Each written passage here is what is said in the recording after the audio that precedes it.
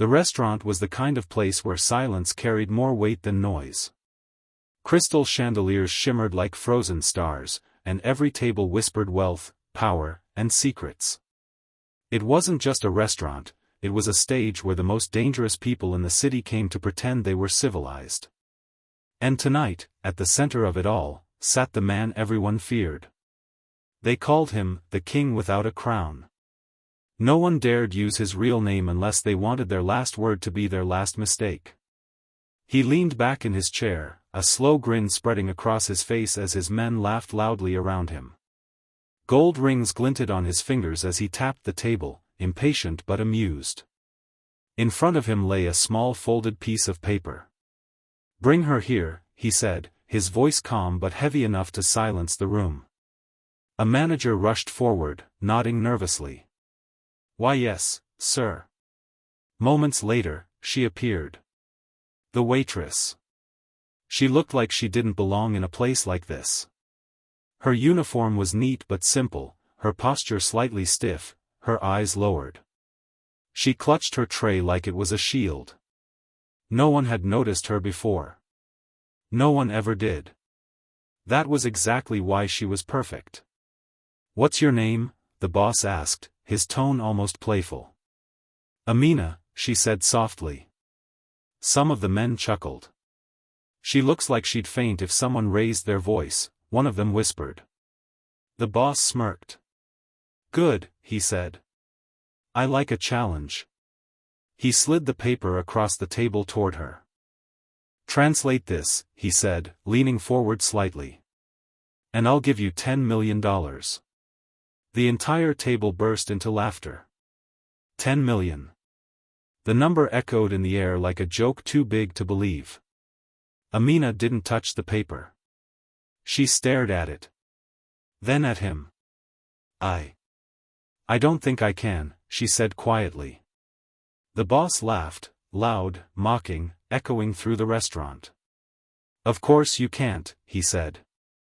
"Do you even know how to read?" More laughter. The kind that cuts deeper than insults. But something changed. It was subtle. So subtle that no one noticed. Except one man sitting at the far end of the table, silent until now. Amina slowly reached for the paper. Her hands trembled. Or at least, they appeared to. She unfolded it carefully. Her eyes scanned the text. And for a brief moment. Just a flicker. The fear in her expression disappeared. Replaced by something else. Something sharp. Something dangerous. But then it was gone. She swallowed. "It's not a language you'd expect," she said softly. The laughter stopped. The boss tilted his head. "Oh," he said. "Then what is it?" Amina hesitated. The room leaned in. Even the air seemed to pause. "It's not just a translation," she said. "It's a warning." Silence. A fork dropped somewhere in the distance. The boss's smile faded, just slightly. "A warning?" he repeated. Amina nodded. "Yes." He leaned back, studying her now, not as a joke, but as a puzzle. "Then go on," he said. And for the first time since she walked in, Amina looked him straight in the eyes. "It says," she began, her voice still soft but now steady, "that the man holding this message has already been betrayed." A ripple of tension moved across the table. One of the men shifted uncomfortably. Another laughed nervously. "Nice try," someone said. But the boss didn't laugh. He was watching her. Closely. "And?" he asked. Amina continued. "It says the betrayal comes from someone sitting closest to you, someone you trust the most." Now the room was completely silent. No laughter. No whispers. Just breathing. Heavy. Uneasy. The boss's fingers stopped tapping. His eyes slowly moved across the faces of his men. One by one. And for the first time that night, Fear entered the room. Not loud. Not obvious. But undeniable. "Where did you learn that?" he asked quietly. Amina lowered her gaze again. "I told you," she said. "It's not just a translation." The boss leaned forward. "Finish it." She nodded.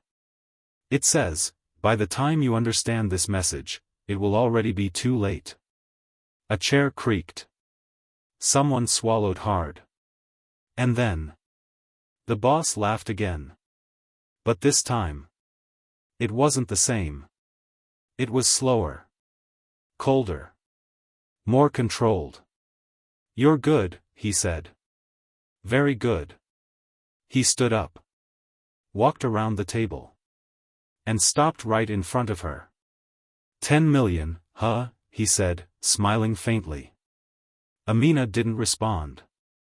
He leaned closer. "So tell me, shy waitress." His voice dropped to a whisper. "Who betrayed me?" Amina looked up again. And this time, there was no fear in her eyes at all. Only certainty. "You already know," she said. And that's when it happened. One of the men at the table suddenly stood up. Too fast. Too nervous. Every head turned. The boss slowly straightened. And smiled. Because now, the game had begun.